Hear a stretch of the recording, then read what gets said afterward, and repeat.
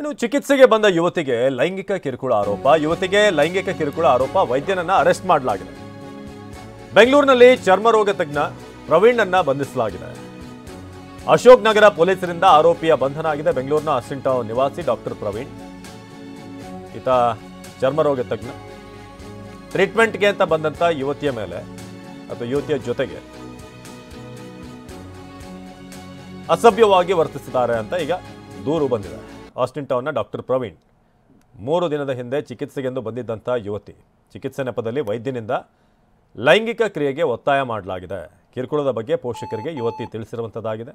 Clinic ಬಳಿ ಗಲಾಟೆ ಮಾಡಿದ್ದಂಥ ಯುವತಿ ಪೋಷಕರ ದೂರಿನ ಆಧಾರದ ಮೇಲೆ ಈಗ ಇದೇ ಫೋಟೋದಲ್ಲಿ ನೋಡ್ತಿರುವಂಥ ಇವರೇ ಡಾಕ್ಟರು.